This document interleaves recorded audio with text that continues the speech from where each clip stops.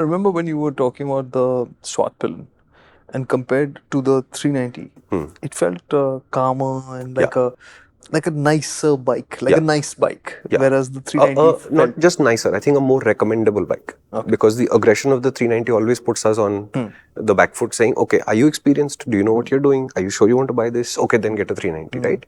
The 401 lowered that bar. Right. Does it have all of that performance? Yes, but that does not have the aggression, which means when things are moving quickly on the event horizon, when you're trying to ride quickly, the 390 is sort of forcing the pace. Whereas the 401 is like, you decide. If you want to continue to do this, we will. But if you don't want to, we can back off also. So it's calmer. I think the fundamental problem of the Vitpilen is that if you take somebody who's angry and calm them down, they become normal. But if you take somebody who's normal and calm them down, they might fall asleep.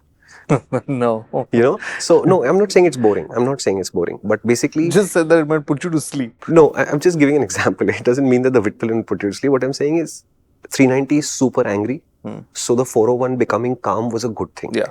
But the Duke 250 is the un-KTM KTM. Remember, we've Yeah. gotten tired of saying that it is already such a calm. There's no such thing as a nice KTM, but there you have one. Correct. And now you calm that down further. And then suddenly you get a bike that, you know, honestly, Karthik, I first thought, hey, this is not going. I'm doing this, but it's not going. So it is slow. No, but then I realized that it's a feeling, it's not real. You're still passing everybody and nobody's able to catch up with you. So in terms of people around you and your reference points, nothing has changed. But your internal gyroscope, as it was, says, we're not doing anything. Oh, wow. Right? So the sense of speed has calmed down. It has calmed down. To the point where I think there will be a few riders who will now think, man, this is just boring. And there'll be a few riders who think, finally, from that family with those attributes, but a calm machine that I can live with. So I'm a little bit conflicted on how good the 250 Vitpilen is as a recommendation to somebody, whereas I'm very clear that the 250 Duke is a very easy recommendation.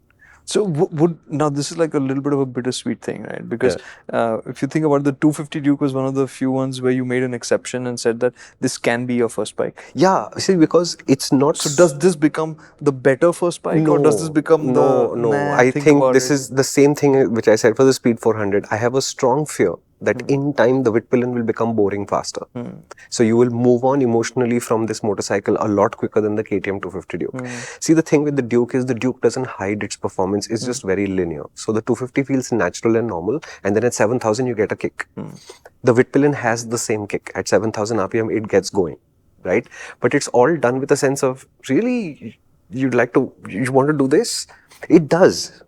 But there is a sense of restraint to it. And I'm not convinced that restraint on top of the Duke 250's calmness was such a good idea. So I feel like it's just a bit too calm.